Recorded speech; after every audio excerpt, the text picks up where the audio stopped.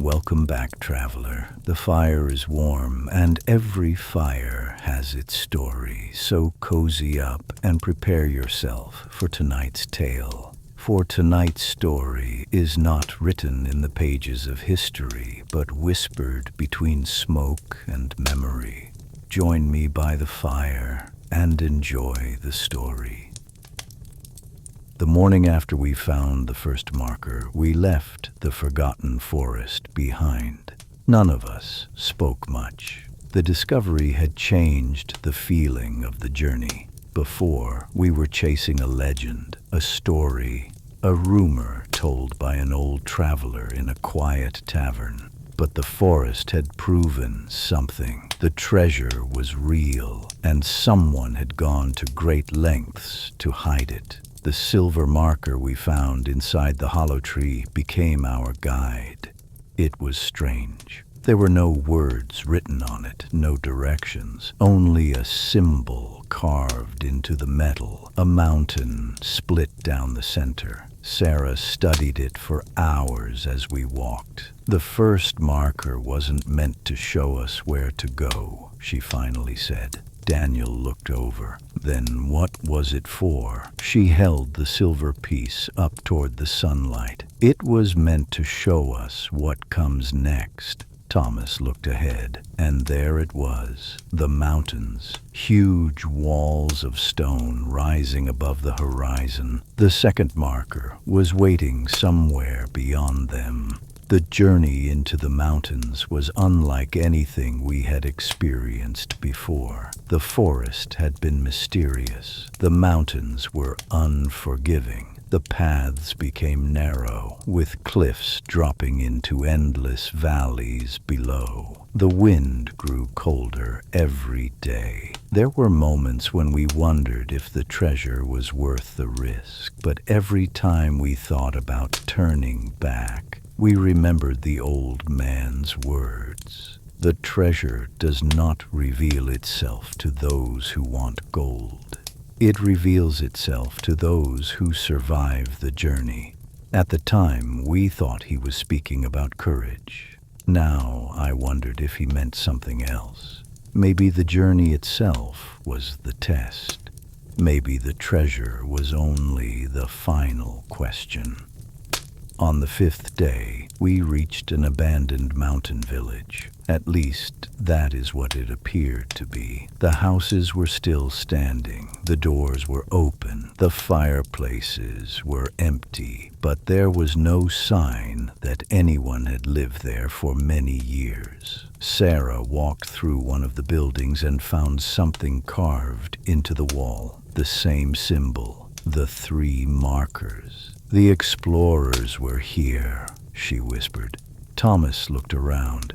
Then why leave everything behind? Nobody answered, because deep down, we all knew the answer. Something had forced them to leave. That night, we found a small shelter inside the mountain. The 4 of us sat around a fire, trying to stay warm.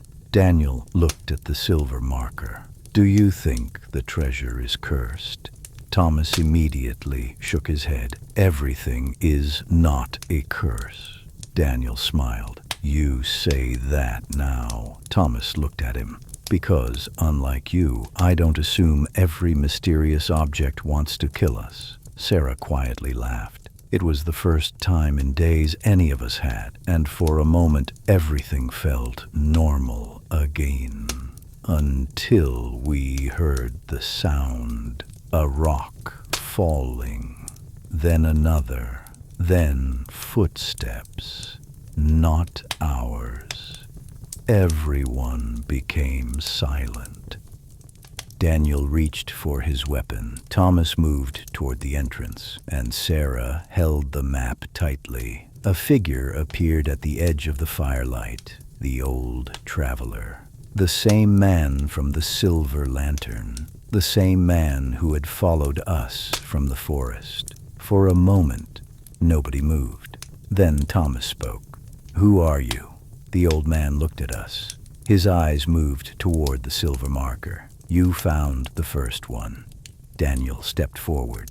You knew we would. The old man didn't deny it. I knew someone would. Sarah stared at him. Who are you? The old man looked toward the mountains. Then he said, My name is Edward Hart. The fire seemed to become quieter. Sarah froze. Hart. She looked at the name written in her notes. William Hart. The old man's expression changed. William was my grandfather. Nobody spoke. The old man sat beside the fire. My family has spent generations searching for what he left behind. Thomas narrowed his eyes. Then why didn't you find it yourself? Edward looked down. Because the treasure was never meant to be found by one person.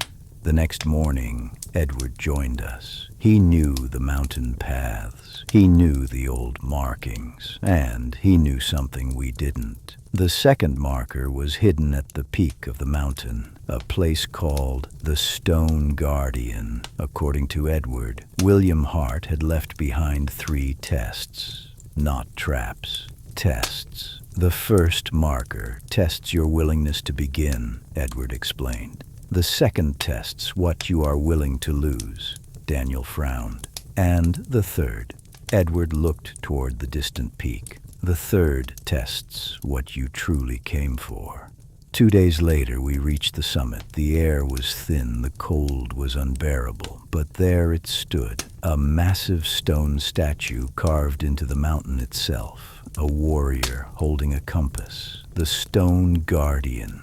Sarah approached first. At the statue's feet was a small opening. Inside was the second marker, a golden piece of metal. But as she picked it up, the statue moved. Stone cracked. Dust exploded from above. The mountain shook hard. The ground beneath us groaned. Then the voice came, deep, ancient. It rolled through the valley like thunder. Those who seek what was lost must first reveal what they are willing to sacrifice. The mountain answered with a roar. The ground split behind us. The path we came from collapsed. Stone and snow crashed into the valley below. Our escape was gone. The mountain had closed its hand around us. We were trapped. No way back. Only forward. The Stone Guardian stared down at us, waiting. The second marker was in our hands, but the mountain was not finished. It wanted something from us, something we were not ready to give, something we might not survive losing.